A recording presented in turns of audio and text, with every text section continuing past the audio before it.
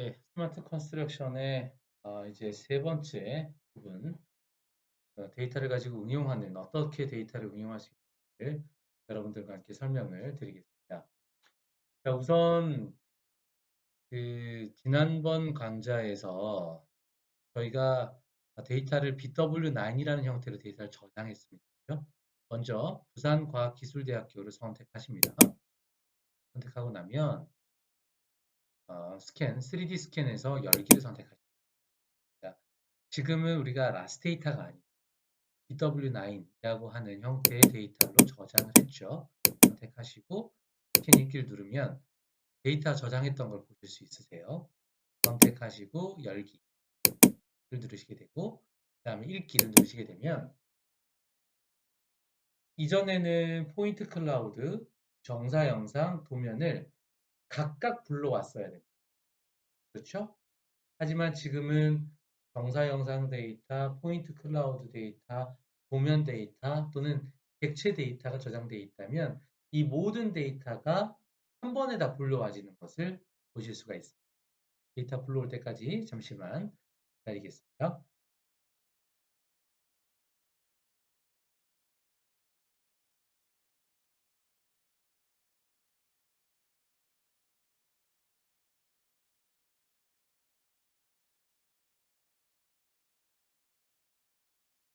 네, 보시는 것처럼 스캔 데이터, 이미지 데이터, 도면 데이터가 불러와져 있는 걸 확인할 수 있습니다. 각각 한번 확인해 보겠습니다. 자, 스캔 데이터 잘 들어왔습니다. 그죠? 그 다음에 이미지, 정사 영상 데이터도 잘 불러와져 있습니다. 자, 그리고 도면도 아까 특정했던 도면이 잘 저장되어 있는 것을 보실 수 있습니다. 이렇게 데이터를 불러왔습니다. 자, 그러면 이 데이터를 이제 조금 더 실생활에서 측량 부분에 있어서 어떻게 활용되는지 하는 부분을 여러분들에게 설명을 드리겠습니다. 자, 우선 이제 응용 부분은 이 도구라고 하는 부분, 도구에 들어가시면 오늘 여러분들과 저희가 함께 할 게 크게 네 가지를 보여드리게 될 겁니다. 첫째는 그 현황 측량, 현황. 우리가 GPS나 토탈 스테이션을 현황 측량을 하게 되는 이 부분을 정사 영상과 포인트 클라우드를 가지고 어떻게 현황을 측정하는지 하는 부분들을 여러분들에게 보시게 될 거고요. 그리고 이제 OBJ 틴을 이용한 등고선을 어떻게 만들 수 있는지 하는 부분들을 보시겠습니다.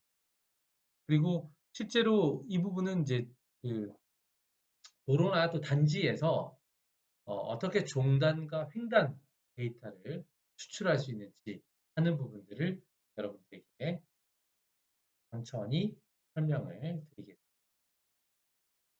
먼저 현황 측량이라고 하는 부분을 좀 보여드릴게요. 우선은 도구에 들어가시게 되면 현황이라고 하는 부분, 현황에 보시면 실제적으로 우리가 GPS 실습을 다들 해보셔서 아시겠지만 하나의 포인트를 측정하게 되면 포인트 번호를 입력하시게 되고 거기에 따르는 NEZ, 그다음 코드라고 하는 이 5가지 형태의 데이터가 하나의 포인트로 저장이 됩니다. 그 부분을 이 스마트 컨스트럭션에서 확인하실 수 있는데요. 자, 우선은 저희가 도로 중심선을 기준으로 해서 한번 현황을 그려보도록 하겠습니다. 스캔은 우선은 끄고요. 이 스캔을 끈다고 하더라도 데이터가 없는 게 아니라 이 숨겨져 있는 거기 때문에 숨겨진 데이터를 이용해서 도피가까지 다 추출해낼 수 있습니다. 자, 특정 번호는 우리가 뭐 1번부터 시작하실 수도 있고요. 또는 100번부터 시작하실 수도 있고 뭐 500번부터 시작할 수 있습니다. 저희는 500번부터 한번 먼저 시작해 보겠습니다. 자, 그리고 나서 이 현황을 설정하는 게 있는데 전점이라고 하는 거는 그 보시게 되면 현황 작성을 할 때 이 사람 모양의 아이콘을 선택하시게 되면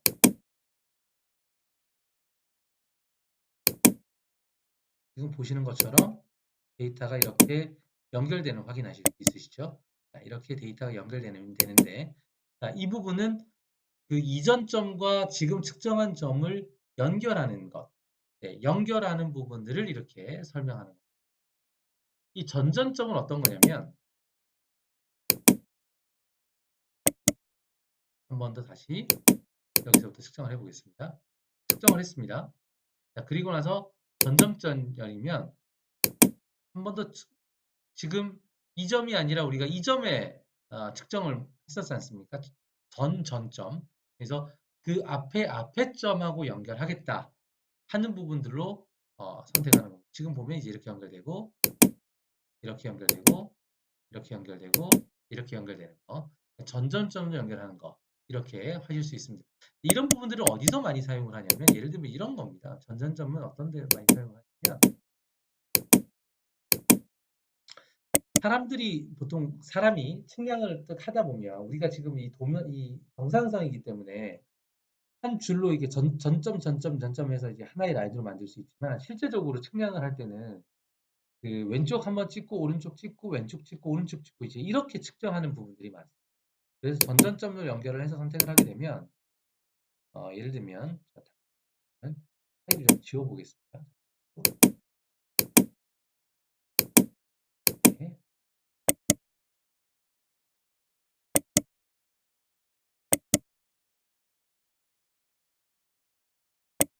네. 자, 보시면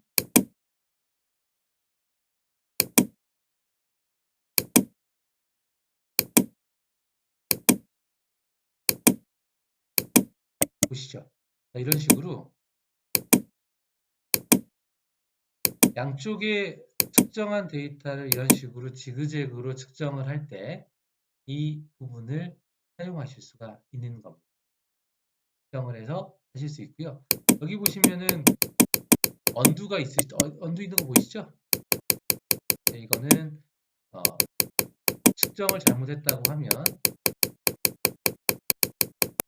이런 식으로 해서 지우시는 그러한 기능들이 여기에 포함되어 있음을 보실 수 있습니다. 또 한 가지는 코드를 입력하실 수 있습니다. 코드 어떤 식으로 코드를 입력하냐면 예를 들면 로드다라고 선택하시고요. 그리고 나서 얘를 측정을 하게 되면 지금 이 로드라고 하는 부분. 근데 지금 보시면 그 심볼만 보이지 XYZ에 대한 데이터는 보이지 않는 거 보이시죠? 자, 이거는 뭐가 설정이 안 돼 있냐면 오른쪽 밑에 보시면 모델 관리점에 문자가 꺼져 있는 거 보이세요? 문자를 키게 되면 지금 보시는 것과 같이 이렇게 XYZ 형태로 포인트 번호, 코드, NEZ 값 이런 식으로 나오는 것을 보실 수 있죠. 제가 이 글자를 조금 더 작게 만들 수 있다고 말씀드렸죠. 모델 관리점에서 A 부분을 이렇게 작게 만들게 되면 보시는 것처럼 이렇게 현황을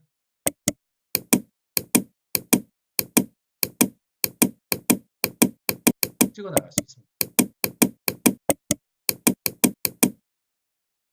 실제 이 정사현상 데이터를 이용해서 도로라든지 아니면 이런 측부 지금 이 부분은 이제 높이가 안 나오는 부분은 제가 스캔이라고 되는 선택이 되어 있기 때문에 지금부터 하나만 높이가 나오죠. 부분. 그 다음에 부분.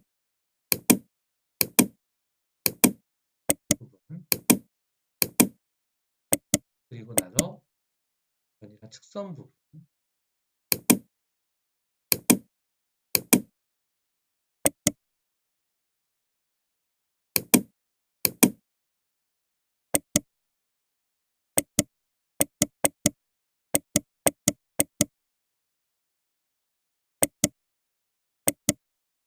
이러한 지정물들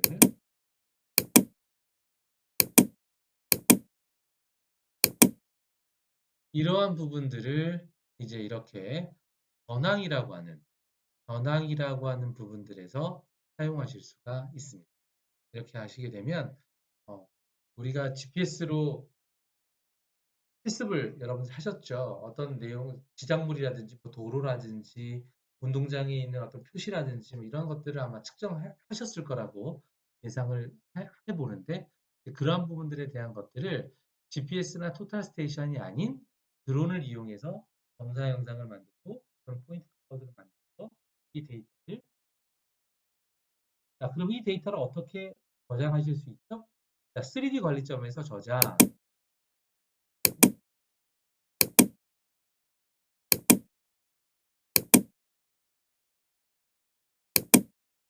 네.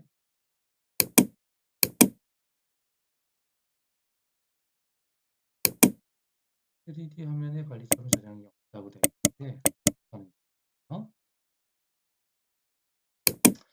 자, 이렇게 측정한 데이터가 그 3D 관리점으로 저장되는 게 아닙니다. 자, 이 데이터 같은 경우는 현황을 찍은 거고요. 이 현황된 데이터는 이 3D 모델, 이 3D 모델이라고 하는 부분에 저장이 됩니다. 오토캐드로 해서 현황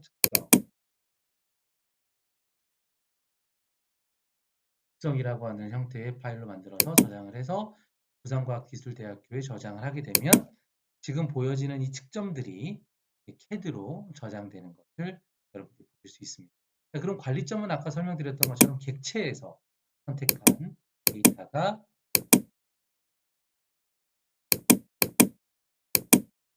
이렇게 만들어진 데이터는 어떻게 저장하실 수 있냐면 바로 이 관리점에서 저장 들어가시면 여기에서 MES나 뭐 CSV나 이런 형태로 저장되고요.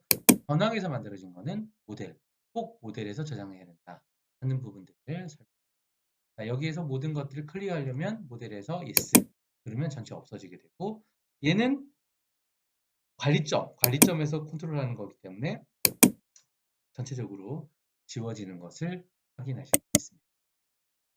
자, 그러면 이제 응용 부분에 있어서 두 번째로 넘어가도록 하겠습니다. 자, OBJ-tin을 작성을 해서 공고선을 만드는 부분 도구에 들어가시게 되면 왼쪽에 작성이라고 하는 작성으로 넘어가면 OBJ-tin을 선택하실 수 있는데 자, 이 OBJ-tin에서 좀 저희가 눈여겨봐야 될 부분이 뭐냐면 보통 우리가 그 포인트 클라우드를 가지고 DSM, DM을 생성하는 그러한 그 기능들을 여러분들이 콘텍스트 캡처나 또는 픽스코디에서 아마 보셨을 겁니다. 그 DSM이나 DM은 평면으로 되어 있는 부분, 평면으로만 보실 수 있잖아요. 그렇죠? 그러니까 색감으로 해서 높이나 그다음에 표면이나 이런 부분들을 표현하는 거지만 얘는 그걸 3차원으로 보여주는 그런 특징을 가지고 제가 이 부분을 좀 더 쉽게 보여드리겠습니다. 지금 여기가 붕괴 사고가 있는 데입니다. 붕괴 사고가 있는데 실제로 이 지형이 스캔을 보시게 되면 이 지형이 나와 있긴 하지만 그 이런 검은 부분에 있어서 사진이다 보니까 음영 지역들이 있어요. 이 지형이 어떻게 생겼는지, 높이가 어떻게 되는지 이런 부분들을 좀 판단하기가 되게 어렵습니다. 객관적으로 보기에. 아까 객체를 통해서 실제로 우리가 높이를 측정을 했을 때는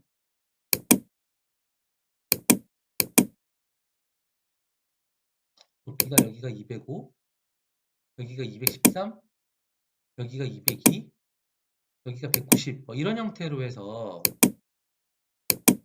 높이가 각각 달라진다는 것을 보실 수 있어요. 하지만 이거는 우리가 좌표를 통해서 보는 거지만 육안으로 보기는 되게 어려운 부분. 그래서 이 부분을 어떻게 좀 더 아주 디테일하게 지형을 표현할 수 있는가 하는 부분이 바로 OBJ-tin이라고 하는 부분. 우선은 제가 관리점을 지우고요. 자, 여기에서 이제 그 스캔 추출하는 부분이 있는데 스캔 추출 부분은 그 우리가 틴을 작성을 합니다. 틴을 작성을 하는데 이 틴을 작성하는 이 간격을 이야기합니다.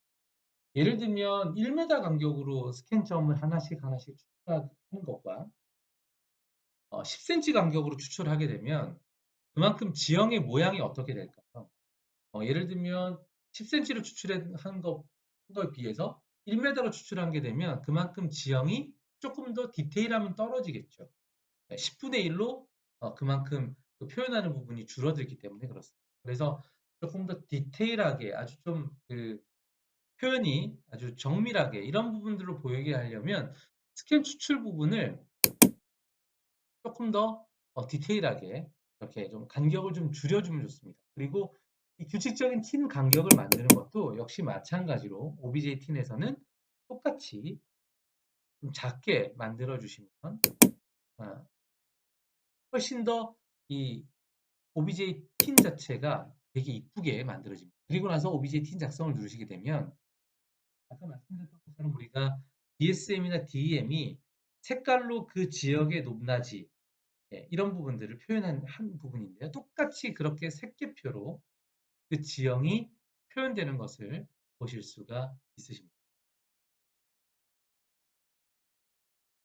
잠시 로딩되는 시간 동안 여러분들 그 데이터를 한번 좀 이렇게 보시면 좋을 것 같습니다.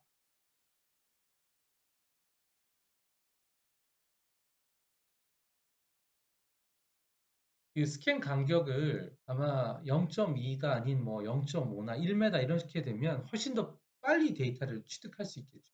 하지만 그 표현되는 부분들이 그렇게 좀 스무스하지는 않습니다. 이쁘진 않습니다.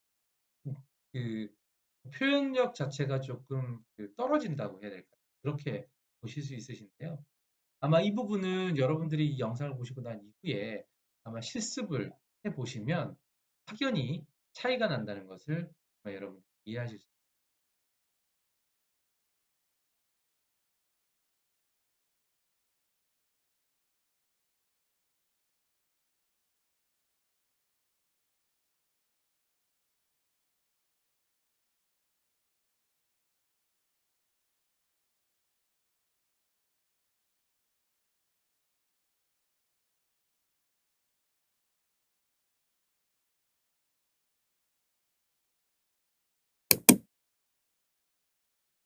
이 도구에서는요, 보시는 것처럼 이 OBJ 팀 등고선 이 부분에 있어서의 그 지형을 우리가 표현하는 그런 형태에 나와 있는 거고요.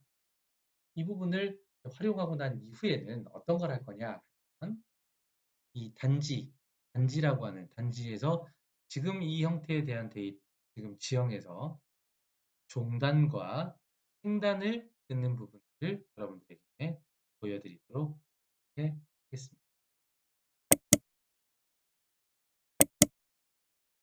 지금 보시게 되면 이 지형이 이렇게 만들어지는 것들을 보실 수 있으십니다.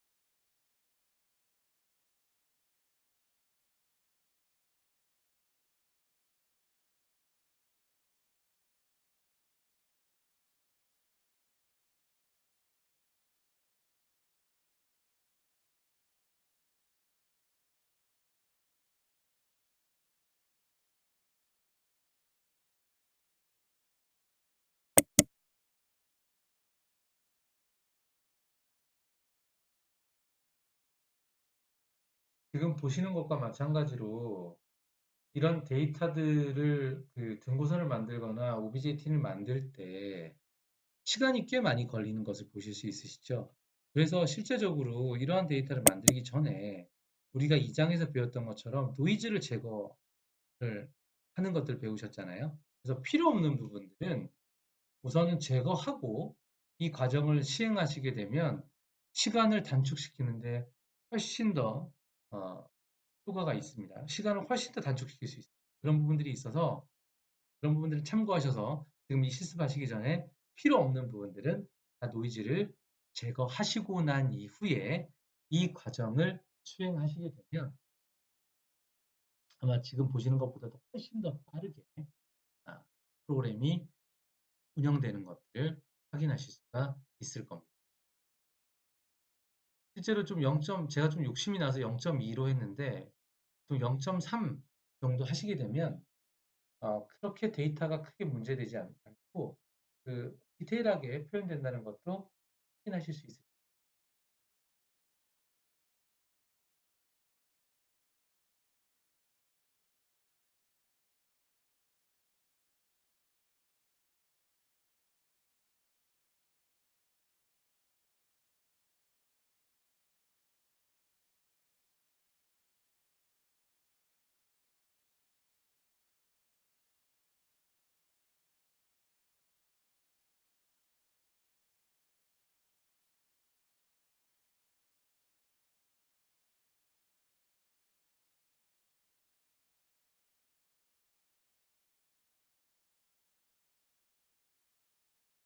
자, 보시는 것처럼 이제 OBJ-TN이 이렇게 작성된 것을 확인하실 수 있습니다.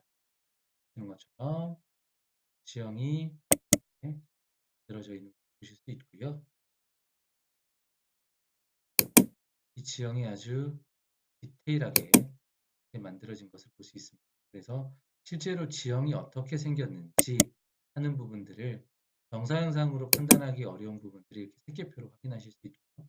왼쪽에 보시는 것과 마찬가지로 이렇게 레벨에 대한 부분을 색깔로 인해서 어디가 높고 어디가 낮은지 하는 부분을 지금 보시면서 확인하실 수가 있으십니다. 이렇게 OBJ-TN을 이용하게 되면 그 지형에 대한 정보를 쉽게 취득하는 데 도움이 될 수 있습니다. 실제로 이 데이터 같은 경우는 이제 메시 처리를 해가지고 만든 데이터이기 때문에 그래픽 카드가 좀 좋아야만이 좀 스무스하게 돌아가는데 제 컴퓨터도 조금 그래픽 카드가 버벅된다는 거.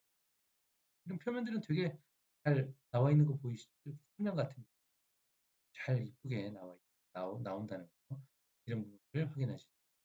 자, 그리고 나서 이 부분을 어, 삭제하시게 되면 OBJ-TN 자체가 삭제가 하도록 하겠습니다. 자, 그리고 이제 등고선 한번 만들어 보겠습니다. 등고선. 역시 마찬가지로 등고선을 만드는데 우리가 등고선을 만들 때 실제로 사용하는 것들은 어떤 것들을 선택하시냐게 되면 측정을 가지고 확인하시게 될 겁니다. 측정을 가지고 등고선에서 스캔으로만 작성을 하게 될 거고요. 그 주곡선과 간곡선이 있습니다. 추출 간격을 한 1m 하시겠습니다. 0.3cm 정도 하면 상당히 많은 데이터들을 그 취득해야 되기 때문에 시간이 많이 걸리는 부분들이 있고요.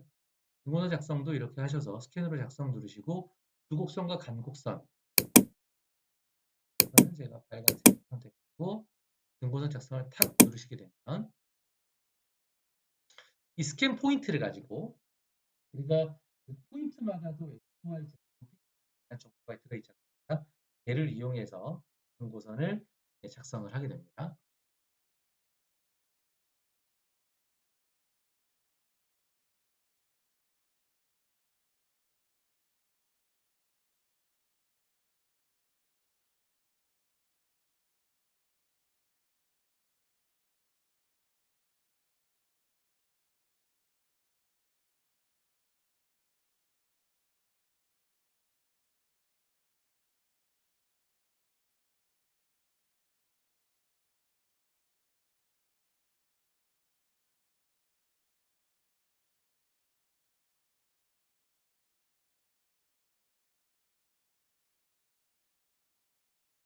네, 지금 보시는 것처럼 스캔 데이터를 기준으로 해서 이 등고선이 이렇게 만들어지는 것들을 보실 수 있고요. 스캔 끄고 이미지 끄고 OBJ까지 끄겠습니다. 이렇게 되면 이 부분은 나무이기 때문에 그런 부분들은 좀 이렇게 이쁘게 나오지 않죠. 그래서 아까도 제가 강조드렸던 것처럼 필요 없는 부분들은 다 제거하고 하시는 게 좋습니다. 보시면 지금 화면에 대한 등고선이 이렇게 만들어지는 것들을 보실 수가 있습니다. 네. 를 확인하실 수가 있고요. 등고선을 작성하시고 얘도 어떻게 저장하시냐면 예를 들어서 3D 모델을 통해서 EXF 형태로 해서 저장하시게 되면 등고선 데이터도 저장하셔서 활용하실 수가 있습니다. 자, 그리고 이제 마지막으로 넘어가도록 하겠습니다. 그 기본적으로 이제 우리가 이 데이터를 가지고 종단과 횡단을 끌 수 있습니다. 보통 측량을 할 때는 다 GPS를 들고 이 높은 곳까지 다 올라가서 측정을 해서 이제 그 종단 횡단을 작성을 해야 되는데 이런 데이터는 이렇게 3차원 데이터가 만들어지기 때문에 이 데이터를 이용해서 우리가 종단과 횡단을 작성할 수 있습니다. 우선 계획된 그 단지에 그 부분이 있다고 하면은 캐드 데이터를 그대로 불러오면 되지만 지금은 우리가 캐드 데이터가 없기 때문에 우리가 원하는 형태의 위치를 그 선택하셔서 이런 식으로 선택하셔서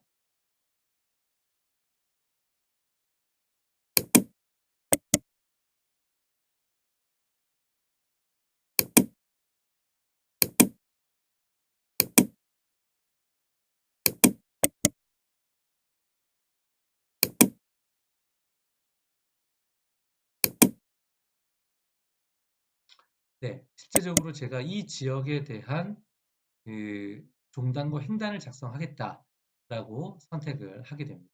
그럼 중심선, 어느 중심으로 기준으로 내가 종단과 횡단을 선택할 거냐 하는 부분들을 선택하는데 중심선 선택할 때는 라인을 선택하시고요.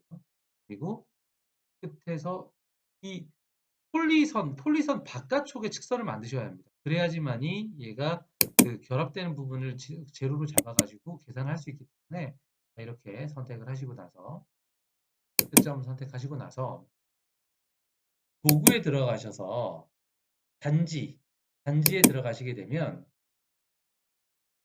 실제로 이제 우리가 그 여기 보시면 경계를 선택하는 부분이 있어요. 경계를 선택하실 때 이 부분이 우리가 횡단을 뜨고자 하는 범위라고 하는 부분을 선택하십니다.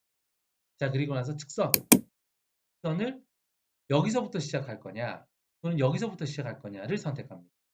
지금 왼쪽을 선택하게 되면 여기서부터 체인이 제로부터 시작해서 20 체인마다 20m 간격으로 체인이 만들어지게 됩니다. 여기서 선택하게 되면 여기를 기준으로 해서 측선이 체인이 20m 간격으로 만들어지게 됩니다. 이렇게 선택을 하시고 나서 체인 간격을 선택하시고 확인을 누르시게 되면 측선이 이렇게 작성이 됩니다. 보시게 되면 지금 여기가 제로죠. 아까 말씀드렸던 것처럼 밖으로 빼놓으면 그걸 기준으로 해서 여기가 제로를 잡습니다. 제로를 잡고 그 다음에 넘버 1, 2, 3 이렇게 나가는데 얘는 20m 간격으로 얘가 직선을 이렇게 그려진 거를 볼 수 있습니다. 자, 이렇게 하시고 나서 그 종단 횡단면도 작성을 선택하시게 되면 이런 형태의 기본적인 값으로 확인을 누르시게 됩니다. 그러면 보시는 것처럼 얘가 횡단을 쫙 이렇게 작성을 하게 되죠. 작성한 데이터가 보시는 것과 마찬가지로 지금 이러한 부분에 있어서 종단은 이렇게 지금 녹색 부분이 종단입니다. 종단. 이렇게 지형이 나와 있다 하는 부분으로 보여지는 거고요. 그리고 1번 체인부터 시작해서 마이너스 1번 체인은 밑에 1번 체인을부터 시작해가지고 2번, 3번, 4번, 5번 이런 식으로 실제 횡단이 어떻게 작성되는지, 지형이 어떻게 되어 있는지 이런 걸 보실 수 있습니다. 그런데 이게 3차원 데이터이기 때문에 또 특징이 있습니다. 재밌는 특징이 뭐냐면 스캔을 키게 되면 그 지형이 예를 들면 이런 게 있습니다. 어떤 게 있냐면 지금 2번 데이터 같은 경우, 3번 데이터네요. 3번 데이터 같은 경우에는 지금 이런 튀는 현상들이 이게 왜 이렇게 튀었을까 하는 부분들을 3차원 데이터로 확인하실 수 있는데요. 자, 보시는 것처럼 3번 데이터 보시게 되면 지금 나무가 보이시죠? 여기. 이 나무 때문에 데이터가 이렇게 튀었다는 걸 보여요. 그리고 중앙에 솟아져 있는 거 보이시죠? 솟아져 있는 거. 이 솟아져 있는 부분은 지금 이거 중앙 분리대 때문에 실제로 이렇게 횡단이 작성되어 있구나 하는 것들을 추정할 수 있어요. 하지만 지금 5번 체인 같은 경우에는 되게 깨끗하게 만들어진 거 보여요. 여기는 뭐 걸리는 게 따로 없습니다. 그렇죠? 그래서 보시면 5번 체인은 깨끗하게 이렇게 만들어지는 거예요. 횡단이 제대로 작성되어 있냐 작성되어 있지 않냐를 이렇게 3차원 데이터, 3D 데이터를 통해서 확인해 가면서 이 데이터가 어떻게 만들어졌는지 하는 것들을 볼 수 있어요. 7번 체인 같은 경우는 지금 그 무너진 거에 대한 그 H빔을 박아놨거든요. 그래서 이런 부분들에 있어서 이렇게 횡단이 휘어 있다. 이런 부분들은 나중에 CAD에서 수정하실 수 있어요. 여기 보시면 2D 데이터가 이렇게 만들어지는 거 보실 수 있죠. 그럼 이 2D 데이터는 어디서 저장하느냐? 파일에서 2D 모델에서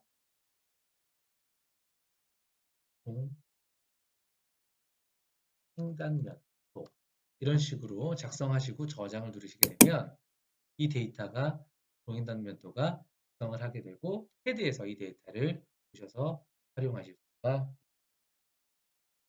네, 이렇게 스마트 컨스트럭션을 가지고 우리가 정사 영상과 포인트 클라우드 이 데이터를 실제 현장에서 어떻게 활용할 수 있는지를 설명을 드렸습니다.